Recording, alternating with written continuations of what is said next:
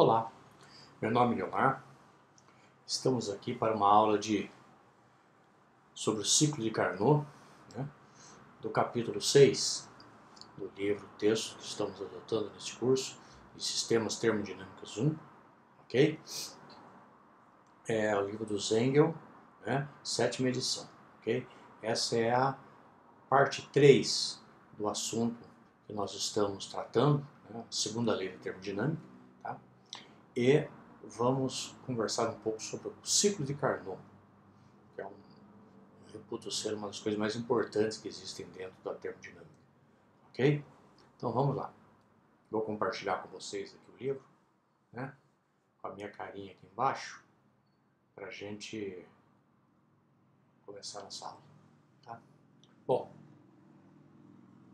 como a gente já conversou anteriormente, né, as máquinas térmicas são dispositivos cíclicos, né, e que o fluido de trabalho de uma máquina térmica volta ao seu estado inicial ao fim de cada ciclo, né, caracterizando um ciclo termodinâmico. Durante uma parte do ciclo, o trabalho é realizado pelo fluido, a gente chama de fluido de trabalho, né, e durante outra parte, o trabalho é realizado sobre o fluido de trabalho. Tá? A diferença entre essas duas partes é que o trabalho líquido realizado pela máquina térmica, né, a eficiência de um ciclo de máquina térmica depende de como são executados os processos individuais que compõem o ciclo. Lembrando que o ciclo é executado por vários processos. Né? Então, o trabalho líquido e a eficiência do ciclo, né, podem ser maximizados com o uso de processos que exijam um mínimo de trabalho e resultem no máximo de trabalho. Ou seja, você deseja num ciclo otimizado, né, que entre o menor trabalho possível para fazer com que o ciclo funcione, né, e deseja que o maior trabalho seja fornecido por esse ciclo à sua vizinhança. Esse é o papel nosso de engenheiros, né? Você desenvolver novos processos, novas soluções, novos ciclos, novas máquinas, tá? Sempre visando otimização de processos, né? Sempre gastando o mínimo e tirando o máximo proveito daquele ciclo, daquele dispositivo, daquele equipamento. Né? Isso baseado não em achismo, baseado baseado e fundamentado, né, em ciências como termodinâmica, resistências materiais, ciências dos materiais, etc, etc. Essa é a nossa função, ok? Bom, e aí? E aí eu estou falando, né, o trabalho líquido e a eficiência do ciclo podem ser maximizados com o uso de processos que exigem um mínimo de trabalho e resulte no máximo de trabalho. Isso nós acabamos de falar. Ou seja, usando processos reversíveis. Né? Portanto, não é surpresa que os ciclos mais eficientes sejam reversíveis, isto é, ciclos compostos inteiramente por processos reversíveis. Os ciclos reversíveis não podem ser realizados na prática. São ciclos teóricos, idealizados. Né? Por quê? Porque a prática tem irreversibilidades. A vida real traz irreversibilidades. Né? E essas reversibilidades são associadas ao processo, né, e não podem ser eliminadas. Sempre vai existir alguma coisa. Tá?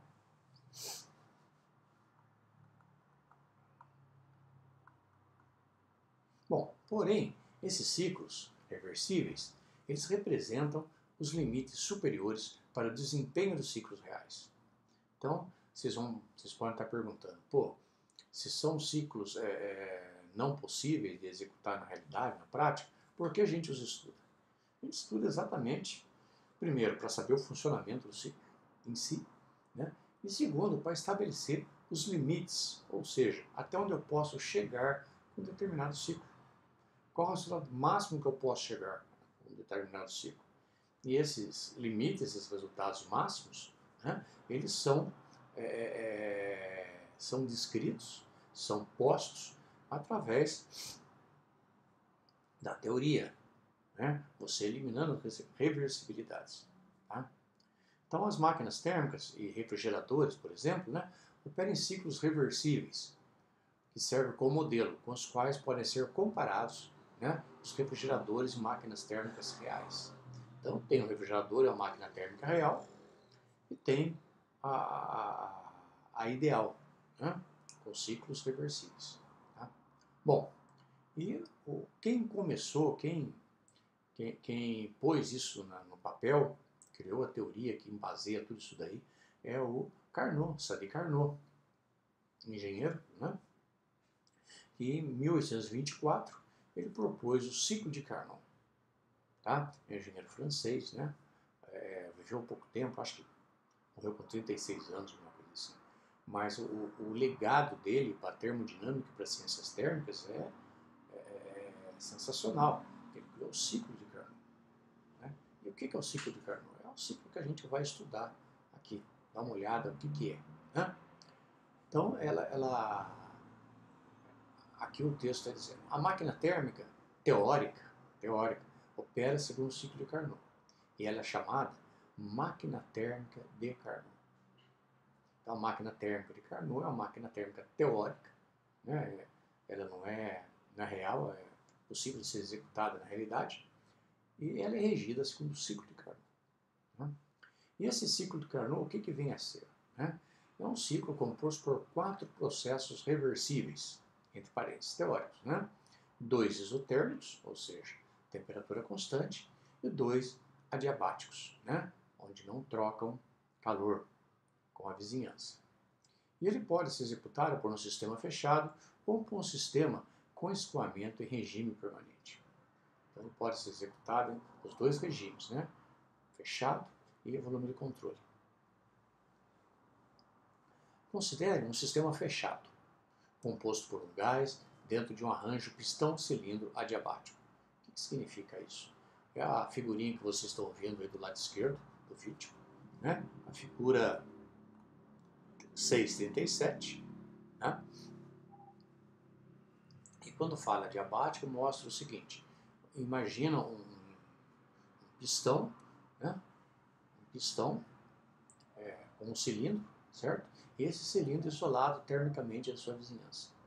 Não troca calor, né, com a vizinhança. Isso é um elemento do sistema adiabático. Ok? Bom, e ele pode ser executado por um sistema fechado e sistema de escoamento de permanente. Ok, já falamos. Então, a gente considerando as figuras, o sistema das figuras, 637, né, você vê que o isolamento do cabeçote do cilindro é feito de tal maneira que o mesmo pode ser removido para colocar o cilindro em contato com diferentes reservatórios para efetuar transferência de calor. Daí a máquina térmica.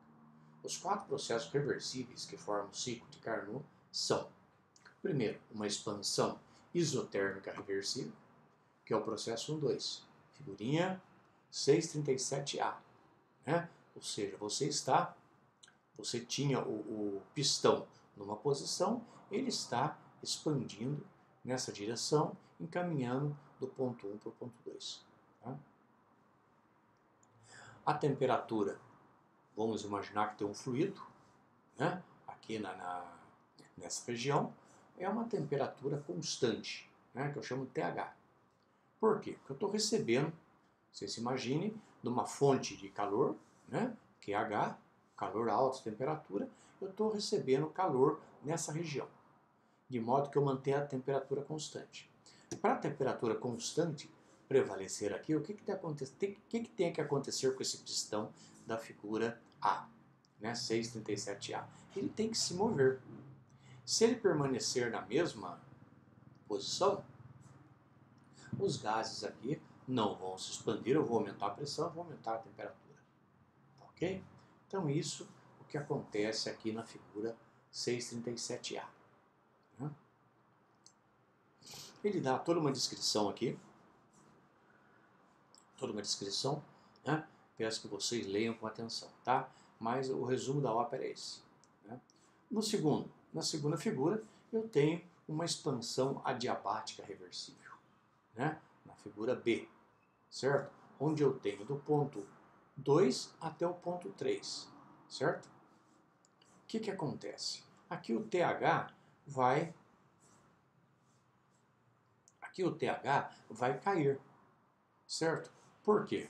Eu estou, né, eliminei a fonte de calor, certo? Eu não estou acrescentando calor mais aqui nesse sisteminha aqui, né? Então o que acontece? No processo 2,3, a temperatura cai de TH para TL. Lembra que L é de low, né? Baixa temperatura. Né? No estado 2, tá? Aqui, ó. Né? Vem aqui, ó. 2 para 3. Aqui tem estado 2. Né?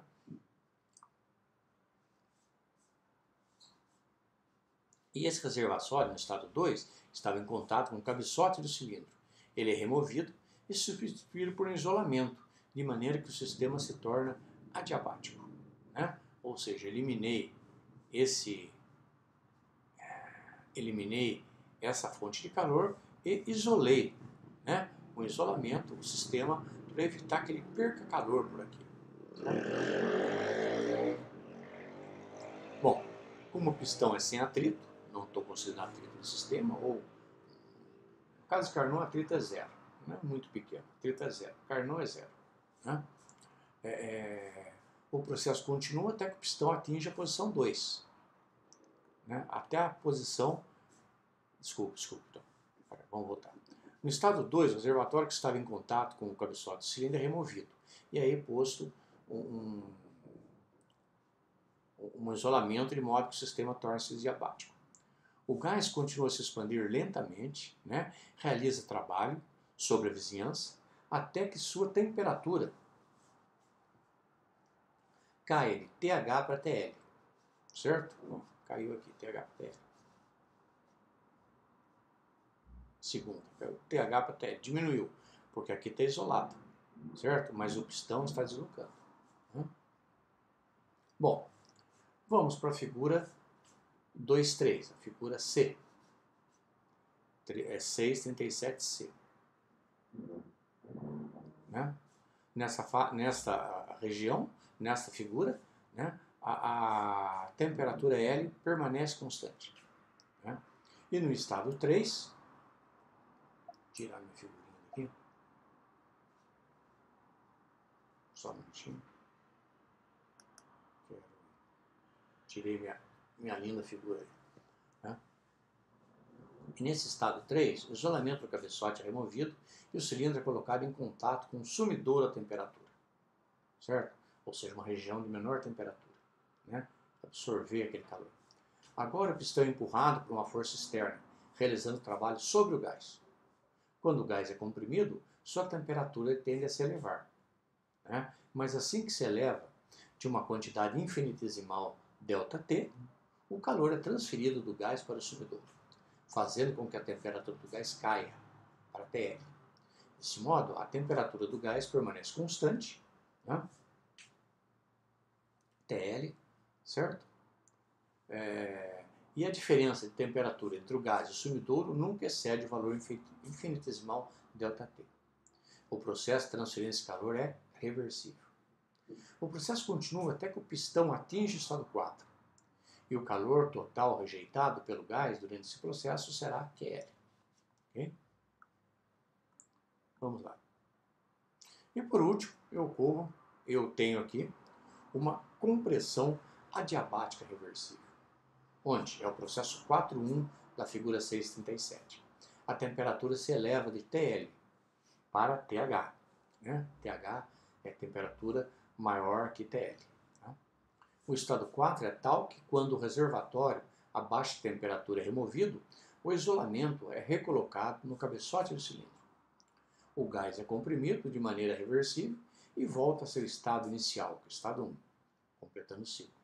A temperatura sobe de TL para TH durante esse processo de compressão adiabática reversível, que completa o ciclo.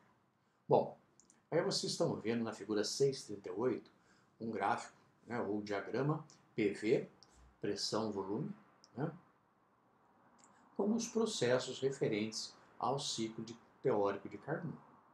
Né? Na verdade, fala-se apenas ciclo de Carnot, porque ele é teórico, não é real. Né? Então, lembra aqui que nesse diagrama PV, a área sobre a curva do processo representa o trabalho de fronteira de processo de quase equilíbrio, que é internamente reversível. Ou seja, essa área aqui, né? A área que está colorida. Tá? Então a gente vê que a área sobre a curva 1, 2, 3 é o trabalho realizado pelo gás, né? Durante parte da extensão do ciclo, certo? E que a área sobre a curva 3, 4, 1 é o trabalho realizado sobre o gás durante parte da compressão do ciclo. A área compreendida pelas curvas do ciclo, área 1, 2, 3, 4 e 1, é a diferença entre as duas partes e representa o trabalho líquido realizado durante o ciclo. Bom, e aí? Né? A gente observa que se comprimíssemos o gás estado 3 de maneira diabática, em vez de isotérmica, em um esforço para economizar QL, terminaríamos por voltar ao estado 2, refazendo o caminho 3,2 do processo. Fazendo isso, economizaríamos QL, mas não conseguiríamos obter nenhum resultado líquido de trabalho dessa máquina. Isso ilustra mais uma vez a necessidade de uma máquina térmica trocar calor com pelo menos 2 reservatórios, um de alta temperatura e um de baixa. Certo? Há diferentes temperaturas para operar em um ciclo e produzir uma quantidade líquida de trabalho. Tá? Bom, o ciclo de Carnot também pode ser executado em um sistema com escoamento em regime permanente. Nós vimos em regime fechado. Em regime permanente, como que é isso? Né? Isso será discutido em capítulos posteriores, né? Não agora, em conjunto com ciclos de potências. Tá? Então não vamos discutir o ciclo de Carnot em regime permanente, regime de escoamento. Né? Tá? Escoamento em regime permanente. Vamos discutir isso mais tarde. Por enquanto, só em regimes fechados. Né? Por ser um ciclo reversível, o ciclo de Carnot é mais eficiente, né? É o mais eficiente a operar entre seus limites, entre dois limites de temperatura especificados. Assim, ainda que esse ciclo não possa ser executado na realidade, ou seja, um ciclo teórico, né? A eficiência dos ciclos reais pode ser melhorada com a tentativa de fazê-los aproximar ao máximo do ciclo de Carnot. A gente tenta se aproximar, certo? A gente não consegue, mas tenta, e essa é a meta, né? Para obter uma maior eficiência no ciclo térmico executado, não importa qual seja ele. Né? Bom, vimos o ciclo de Carnot, né? Lembrando que eu estou anexando a essa aula um vídeo do YouTube, um vídeo complementar, onde é explicado de uma forma um pouco diferente o ciclo, ok? Não que seja melhor ou pior, diferente, né? Com mais ilustrações, com melhores recursos. Eu peço para que vocês assistam esse vídeo complementar, né? Referente ao ciclo de Carnot, tá? Para que algumas dúvidas que vocês possam, porventura, ter nesse vídeo que eu estou passando, nessa aula que eu estou passando para vocês agora, nesse vídeo gravado, certo? Possam ser dissipadas, tá bom? Bom, e aí? Vamos lá. E o ciclo de Carnot inverso? Né? Então, o Zengo diz aqui, o ciclo da máquina térmica de Carnot, descrito nos parágrafos anteriores, né, é um ciclo totalmente reversível. É um ciclo teórico e totalmente reversível. Portanto, todos os processos que formam esse ciclo podem ser invertidos, tem reversão. Né? E nesse caso, ele se torna um ciclo de Carnot de refrigeração, que é um ciclo de Carnot inverso ou invertido, que a gente chama. Né? É um ciclo de Carnot de refrigeração. Mas o que vem a ser isso? Né? É o seguinte, desta vez o ciclo permanece exatamente o mesmo, exceto pelas direções das interações de calor e trabalho, que são invertidas. Ou seja, uma quantidade de calor QL é removida do reservatório a baixa temperatura e uma quantidade de calor QH é rejeitada para um reservatório de alta temperatura e trabalho líquido, né? W líquido de entrada. E é para realizar esse ciclo. O diagrama PV do ciclo de Carnot inverso é idêntico ao da figura 639. Né?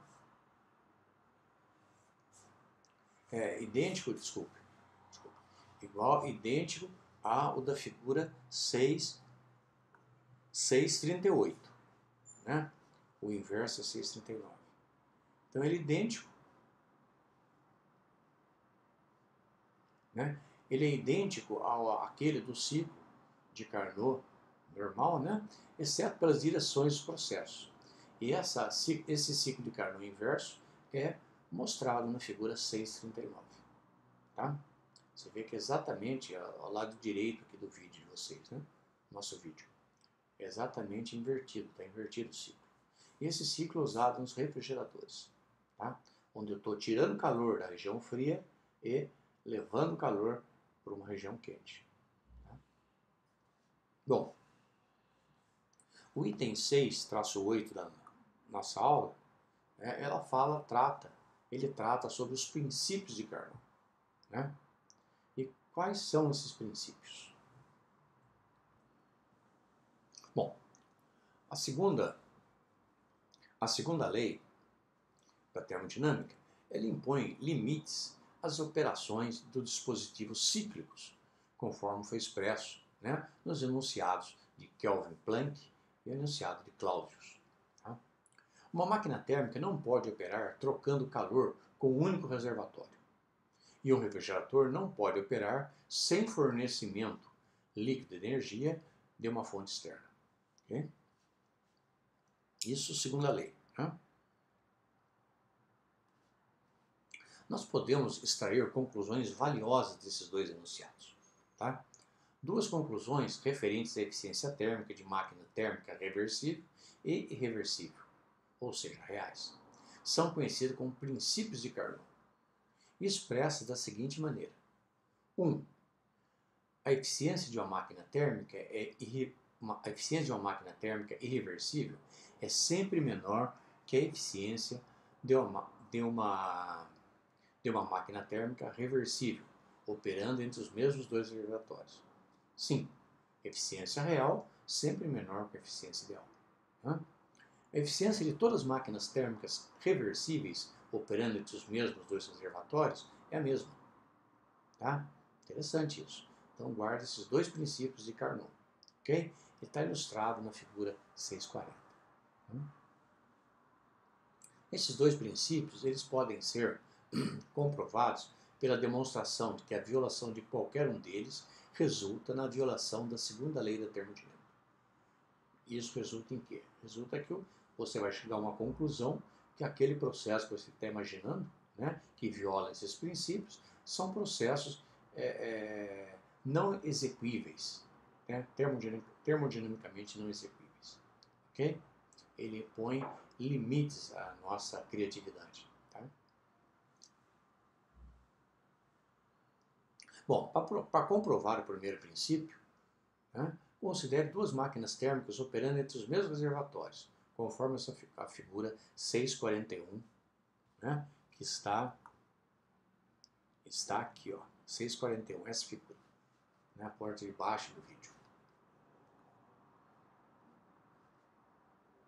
Bom, e aí? Né? Uma máquina é reversível e a outra é irreversível, na figura 641. Cada máquina recebe a mesma quantidade de calor que H. A quantidade de trabalho produzida pela máquina térmica reversível é W reversível. E a quantidade produzida pela irreversível é W irreversível. Subscrito, né? W subscrito reversível. Como a violação do primeiro princípio de Carnot, a gente considera, né, que a máquina térmica irreversível seja mais eficiente que a reversível, ou seja, o rendimento da máquina térmica reversível maior que o rendimento da máquina térmica reversível. E, portanto, produza mais trabalho que a reversível. Isso é suposição, tá? Eu estou imaginando que eu estou violando o princípio de Carnot. Vamos agora inverter o funcionamento dessa máquina térmica reversível e fazer com que ela opere como refrigerador. Sobre esse refrigerador será realizado um trabalho, né, W reversível, e ele rejeitará calor para o reservatório de alta temperatura. Como o refrigerador rejeita uma quantidade de calor, QH, para o reservatório de alta temperatura, e a máquina térmica reversível recebe a mesma quantidade de calor desse reservatório, a troca líquida de calor desse reservatório é zero. Assim, ele pode ser eliminado, fazendo com que o refrigerador rejeite QH diretamente para uma máquina térmica irreversível. Agora, considerando o refrigerador e a máquina irreversível juntos, temos uma máquina que produz um trabalho líquido total de W irreversível menos W reversível, enquanto troca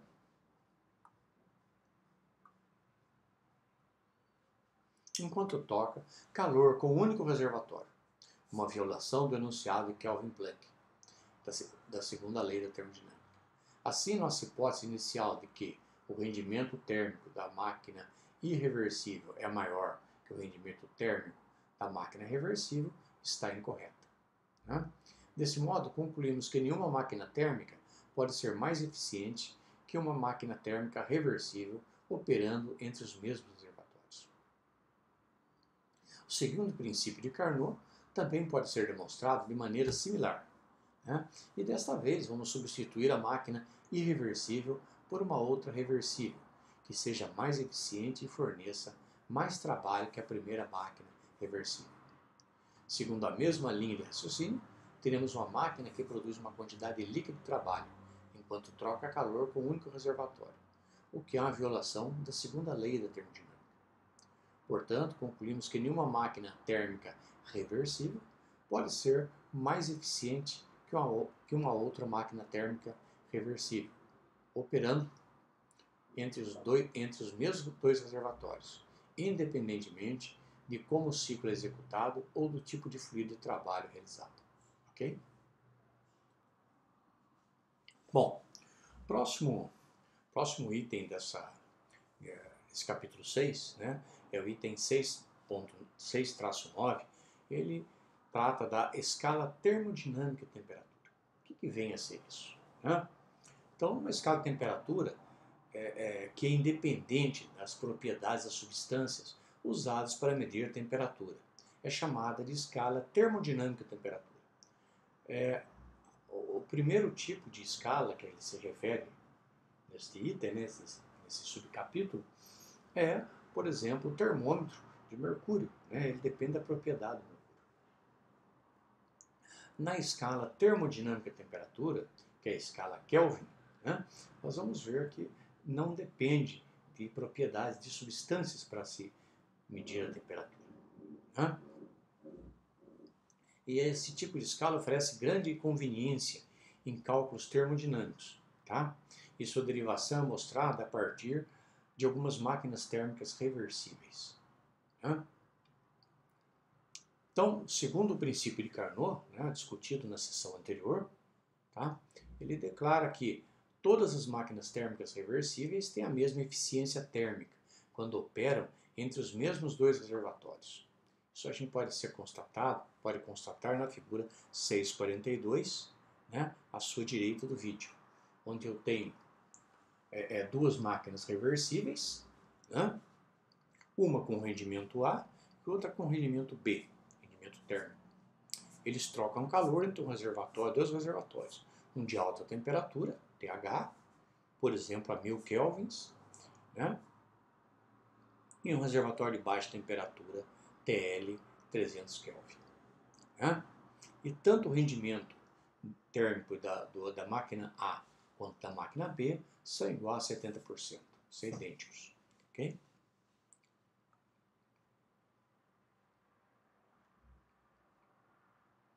Né? Desta forma, a eficiência de uma máquina reversível independe do fluido de trabalho empregado em suas respectivas propriedades. Né? De modo que, como o ciclo é executado, né, ou do tipo de máquina reversível utilizada. Como reservatórios de energia são caracterizados por temperaturas e eficiência térmica de máquinas térmicas reversíveis é uma função apenas das temperaturas dos reservatórios. Você viu que eu não falei em propriedades aqui da substância do fluido refrigerante, né? Só estou me referindo às temperaturas. Tá?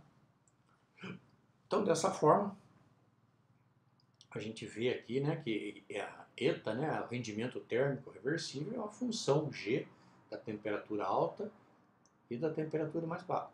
Temperatura mais alta e temperatura mais baixa. TH e TL. Né? Ou seja, o QH sobre QL, né, é uma função da temperatura TH e TL. Sendo que o rendimento térmico seria igual a 1 menos QT menos QH, né? Nessas relações, TH e TL são as temperaturas dos reservatórios térmicos, a alta temperatura e baixa temperatura, respectivamente. Estou falando aqui, mostrando aqui a equação 6-13. Né? Então, a forma funcional dessa função, TH e TL, F de TH, TL, pode ser deduzida com a ajuda das três máquinas térmicas reversíveis mostradas na figura 643. Essa figura que está aqui do nosso lado direito do vídeo. Né? Tem três máquinas térmicas. Tem a máquina A, a máquina B e a máquina C. Todas são máquinas térmicas reversíveis, teóricas. Ok?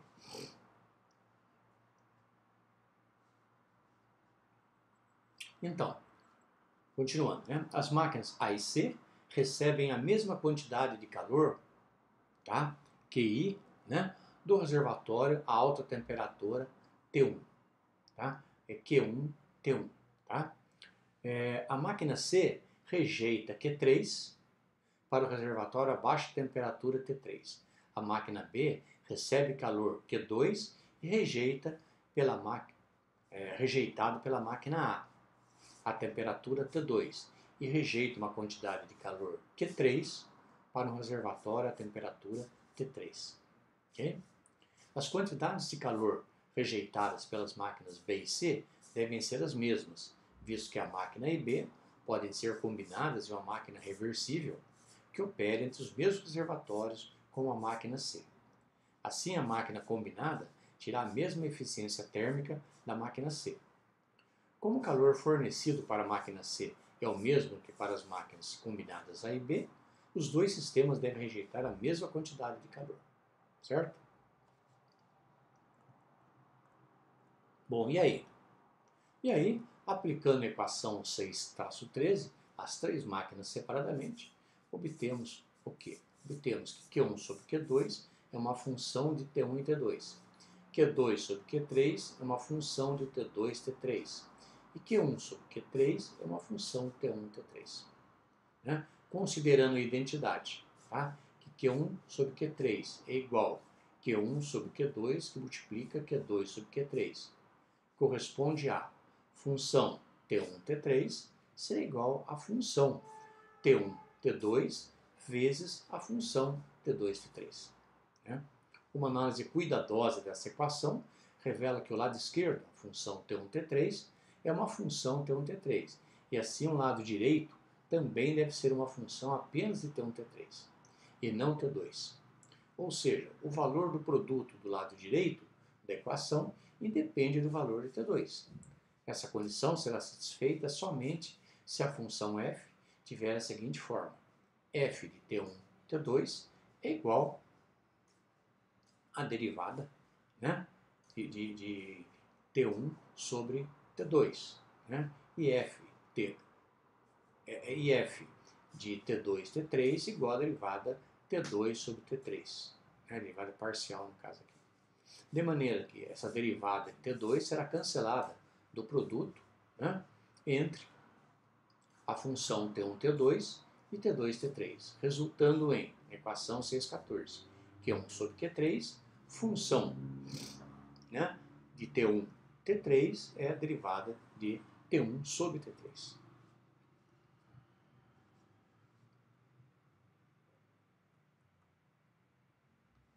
Então essa relação é muito mais específica que a equação 6-13 para a forma funcional de Q1 sobre Q3 em função das temperaturas T1 e T3. Para uma máquina térmica reversível operando entre dois reservatórios nas temperaturas TH e TL, essa equação 6-14 pode ser escrita como, né, QH sobre QL é igual, né, a, no caso eu estou falando derivada aqui, gente, com essa letra Φ, me desculpe, cometi um erro, é função, né? Certo? Isso é função, né? Então, a função 6,14, a equação 6,14 seria Q1 sobre Q3 igual a uma função de T1, T3, que é igual a função de T1 sobre a função de T3. Né? E a 6,15, QH sobre QL, é a função TH sobre a função TL. Né? Então, essa é a única exigência da segunda lei da termodinâmica sobre a razão entre as quantidades de calor para e de máquinas térmicas reversíveis. Várias funções de T satisfazem essa equação. E a escolha é totalmente arbitrária. O Kelvin, né, o Lord Kelvin, foi o primeiro a propor tomando a função de T igual a T, né, para definir uma escala termodinâmica de temperatura, como mostrado na figura 6,44 à nossa esquerda aqui, ó, à esquerda do vídeo. Tá? E ele definiu uma escala termodinâmica de temperatura, né, mostrada pela segunda equação 6,16, que é QH sobre QL para um processo reversível igual TH sobre TL. Essa escala de temperatura é chamada de escala Kelvin, e a temperatura nessa escala são chamadas temperaturas absolutas. Né? Kelvin no sistema internacional, no sistema inglês Rankine. Ok?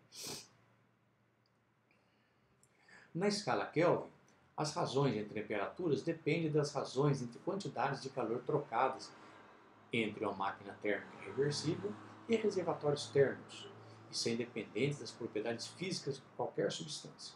Nessa escala, as temperaturas variam de zero a infinito. Você vê que em todas as funções, todas as equações aqui, não aparece outro valor que não seja calor e temperatura.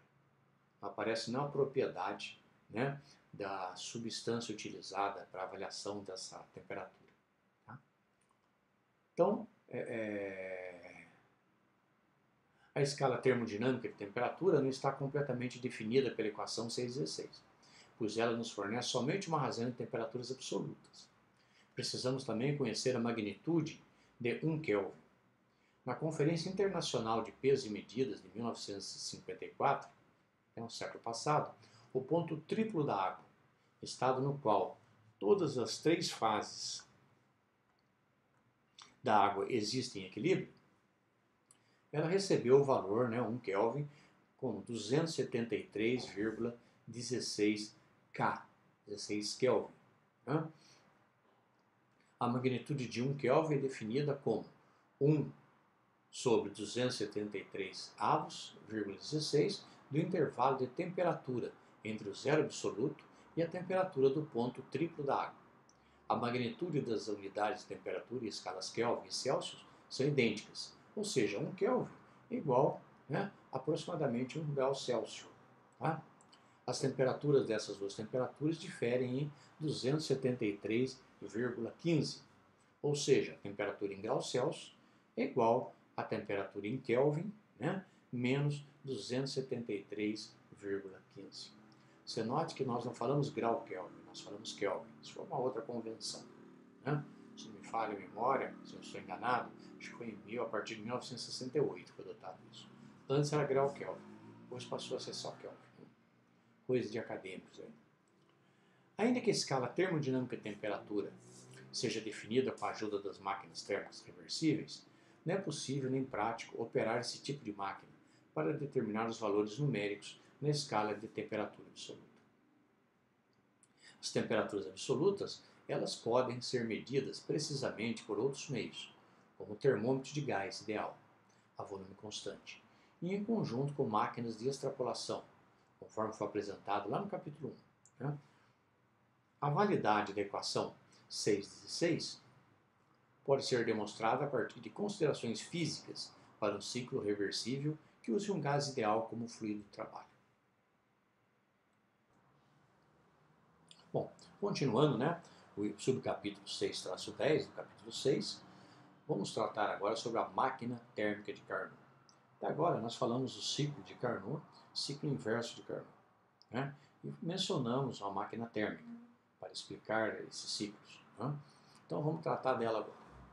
essa máquina térmica hipotética, que opera no ciclo reversível de Carnot, é chamada de máquina térmica de Carnot.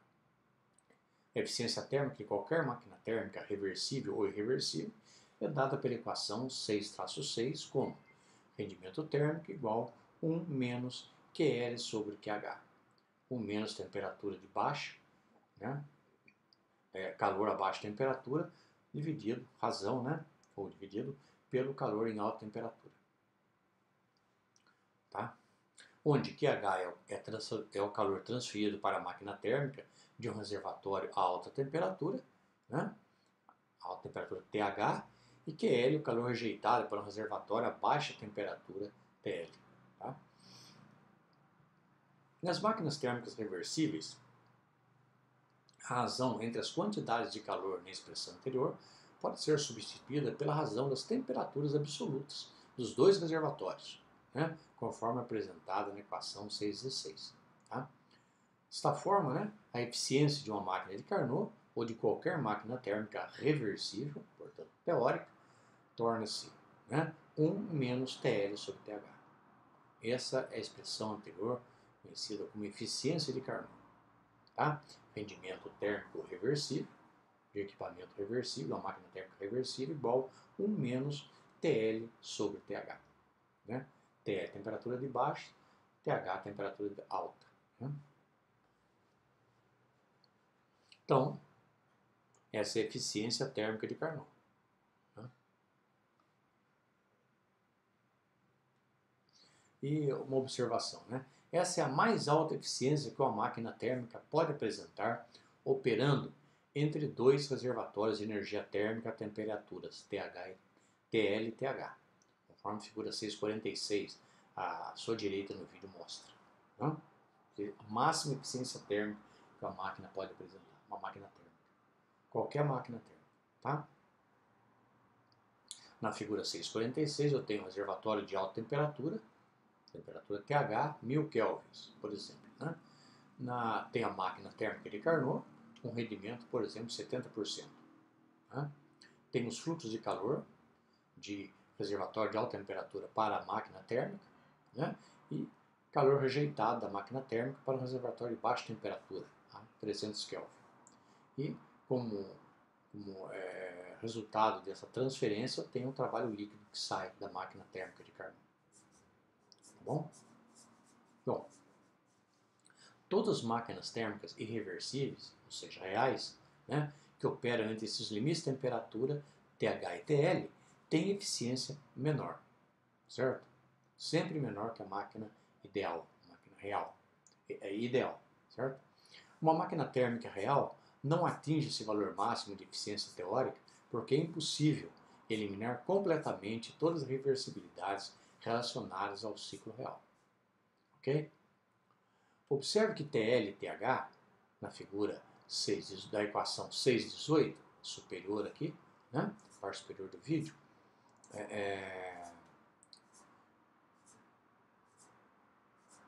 são temperaturas absolutas. Tá? O uso de Celsius e Fahrenheit para a temperatura dessa relação fornece resultados grosseiramente errados. Então tem que usar Kelvin.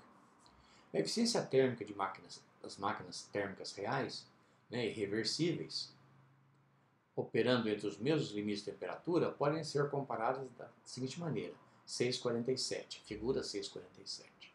Essa figura aqui, ó. Né? Vamos voltar para lá. Né? Tem aqui o rendimento, né, que a gente compara. O rendimento da máquina térmica, né, ele vai ser menor que a máquina térmica reversível, né, uma máquina térmica irreversível.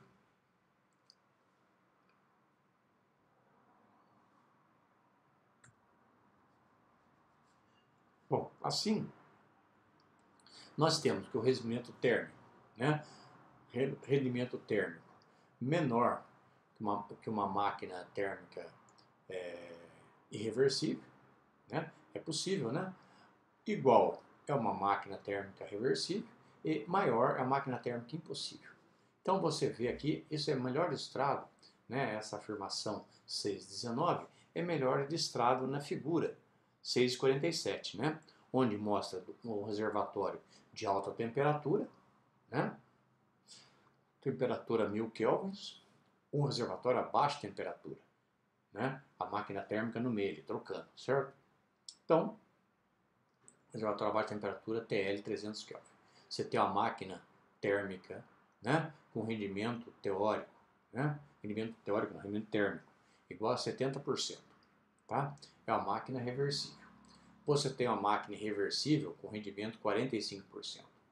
E você tem uma máquina térmica impossível, né, com rendimento maior que um rendimento de 80% maior, quer dizer, impossível. Isso, tá? Então, a maioria das máquinas térmicas de operação, hoje em dia, né, atualmente, tem eficiência abaixo de 40%, o que parece pouco em relação a 100%. Entretanto, quando o desempenho das máquinas térmicas reais é avaliado, a eficiência não deve ser comparada a 100%. Em vez disso, ela deve ser comparada à eficiência a uma máquina térmica reversível, que operaria entre os mesmos limites de temperatura. Porque esse é o verdadeiro limite teórico superior de eficiência, e não 100%. Né? A eficiência máxima de uma usina de potência a vapor, operando entre TH 1000 kelvins e TL 300 kelvin, é de 70%, conforme determinado pela equação 618. Comparado a esse valor, uma eficiência real de 40% não parece ser tão ruim, porque aquele 70% seria inatingível, né? Tá? Embora haja muito espaço para melhorias. Fica óbvio pela equação 618 que a eficiência de uma máquina térmica de Carnot aumenta quando TH é aumentado e quando TL é reduzida. Esse comportamento era esperado, pois se TL diminui, diminui também a quantidade de calor rejeitado. E se TL aproxima-se do zero, a eficiência de Carnot aproxima-se da unidade, 100%. Isso também é verdadeiro para máquinas térmicas reais. A eficiência térmica de máquinas térmicas reais pode ser maximizada com o fornecimento de calor à máquina à temperatura mais alta possível, limitada pela resistência dos materiais, né? E com a rejeição de calor de máquina à temperatura mais baixa possível, limitada pela temperatura do arrefecimento ou resfriamento do meio, como rios, lagos e atmosfera.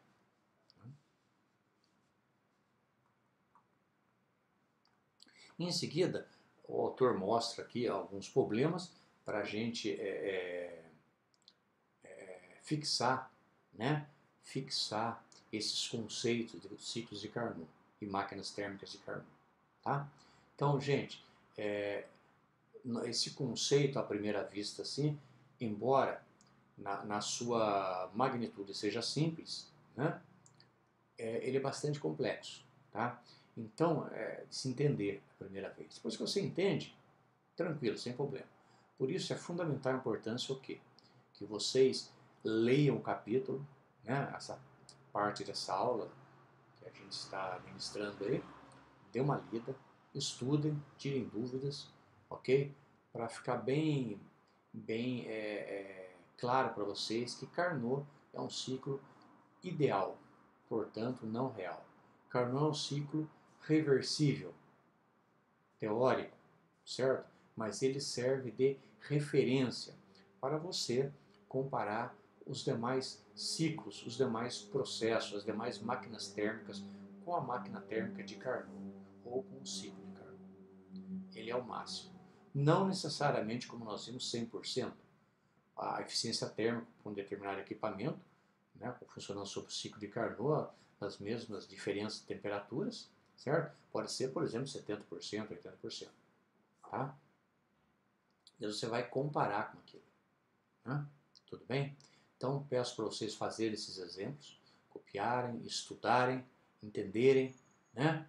E tocarem em frente, tá? Para conhecer melhor toda essa parte de Carnot, que realmente é uma ferramenta bastante poderosa para a gente trabalhar dentro da termodinâmica. Tá?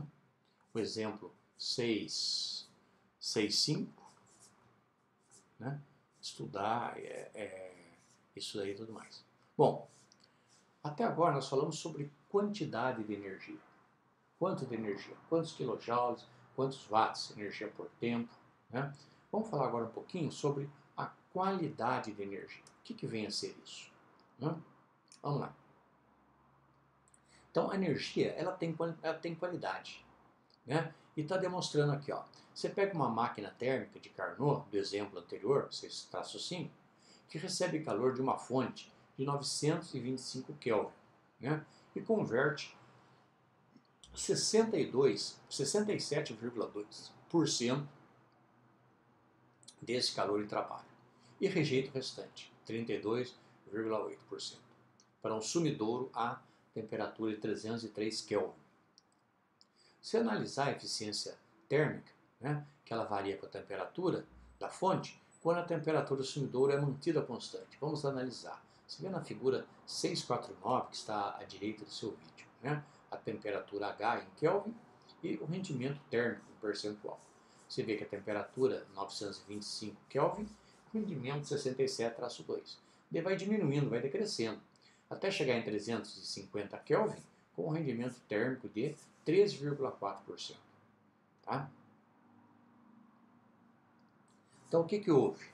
Né? O que houve? Fica evidente que a eficiência térmica diminui quando a temperatura da fonte é reduzida. Quando é fornecido calor para a máquina térmica a 500 graus, em vez de 500 Kelvin, desculpe, em vez de 925, a eficiência cai para 67,2, assim por diante. Né? Esses valores de eficiência mostram que a energia tem qualidade, ou seja, assim como quantidade. Né? Ou seja, fica claro por esses valores da eficiência térmica da figura 649 que mais da energia térmica de alta temperatura pode ser convertida em trabalho. Você vê que a energia térmica a temperatura 925, você converte, né, 67,2% dela em trabalho. Ao passo que a temperatura é 350 Kelvin, você converte 13,4% em trabalho. Né? Tá? Então, você sabe que mais da energia térmica de alta temperatura pode ser convertida em trabalho. Portanto, quanto mais alta a temperatura, maior a qualidade da energia. Então, a qualidade da energia, o que é? Resumindo, é qual de trabalho eu posso utilizar aquela energia. Essa é uma energia de qualidade. Se a eficiência energética de uma máquina térmica é 37,8, a energia dela, né, tem muito mais qualidade que uma outra máquina que produz, né, sobre eficiência, condições semelhantes, mas a eficiência é menor, certo? De 20%, por exemplo. Okay? Então, isso é qualidade de energia. É o quanto ela pode produzir de trabalho. Né? Grandes quantidades de energia solar, por exemplo, podem ser armazenadas em grandes corpos, chamados lagos solares, né, a cerca de 350 Kelvin. Essa energia armazenada pode então ser fornecida a uma máquina térmica para a produção do trabalho, eletricidade, por exemplo. Né? Contudo, a eficiência das usinas do lago solar é muito baixa. Ela é na casa de 5%, devido à baixa qualidade de energia armazenada na fonte. E os custos de construção e manutenção são relativamente altos. Assim, essas instalações não são competitivas, apesar de contar com fornecimento gratuito de energia. Né? Portanto, né, a temperatura e, portanto, a qualidade da energia solar armazenada pode ser elevada com a utilização de coletores concentradores, mas o custo de equipamentos é muito alto. Né? Trabalho é a forma mais valiosa de energia, tá? Pois 100% de trabalho pode ser convertido em calor, mas apenas parte do calor pode ser convertido em trabalho. Quando é transferido calor de um corpo a alta temperatura, né? Quando é transferido o calor de um corpo a alta temperatura para um de baixa temperatura, ele é degradado, pois assim menos calor pode ser convertido em trabalho. Por exemplo, 100 kJ de calor foram transferidos de um corpo a 1000 Kelvin para um corpo a 300 Kelvin. No final, teríamos 100 kJ de energia térmica armazenada a 300 Kelvin, o que não tem nenhum valor prático. Porém, se essa conversão fosse feita utilizando a máquina térmica, né, até de 1 menos 300 por 1000, seria um rendimento de 70%. naquela quantidade de energia poderia ter sido convertida em trabalho ou que uma forma de energia mais valiosa. Assim, 70 kJ de potencial de trabalho foram desperdiçados. Como resultado dessa transferência de calor, e energia foi degradada, ou seja, foi deteriorada. Né? Então você vê na figura 650 a temperatura, né, em Kelvin, 2000, 1500, 1500, e energia térmica. Quanto maior a temperatura daquela energia, maior a qualidade, né, dessa energia. Tá? Quanto mais alta a temperatura da energia térmica, maior a sua qualidade. Você vai produzir mais trabalho, vai ter um rendimento térmico maior. Bom, em seguida o autor faz os comentários da quantidade versus qualidade da energia no dia a dia. Né? Então ele fala aqui, ó, em tempos de crise energética, somos bombardeados com discursos e artigos sobre como conservar a energia. Tá? Todos sabemos que a quantidade de energia é conservada. Né? O que não conserva é a qualidade dela e o potencial de trabalho, certo? Desperdiçar energia é sinônimo de convertê-la em uma forma menos útil. Né? Energia, eu não desperdiço energia, desperdiço a qualidade da energia. Uma unidade de energia de alta qualidade pode ser mais valiosa que 3 unidades de energia de menor qualidade. Por exemplo, uma quantidade finita de energia térmica a alta temperatura é mais desejável para engenheiros de usinas geradoras de potência que uma quantidade imensa de energia térmica a baixa temperatura, como energia armazenada nas camadas superiores dos oceanos em climas tropicais, por exemplo.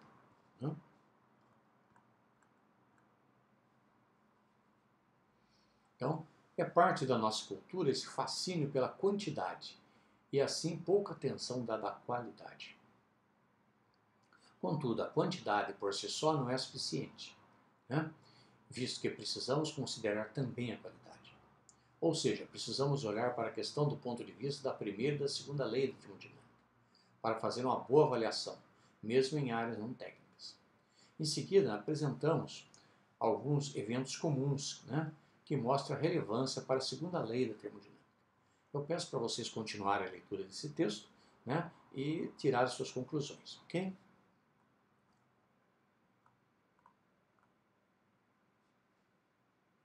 Bom, em seguida nós vamos tratar do assunto do refrigerador e a bomba de calor de carbono, no subcapítulo 6-11. Isso nós vamos continuar na nossa quarta aula, ok? Um assunto para uma aula, né? Mais uma horinha de gravação aí, tá ok? Então, eu espero que vocês tenham gostado. Leiam o material que a gente apresentou, estudem, façam exercícios que a gente propôs a respeito, ok? Está lá no último capítulo, exercícios propostos, e assim vocês vão fixar bem essa matéria, ok? E assistam o vídeo complementar do YouTube que eu estou postando para vocês nessa aula, tá bom? Então, falou, moçada, um grande abraço para vocês.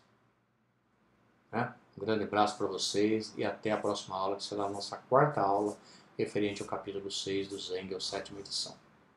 Ok? Então, tudo bom? Até mais.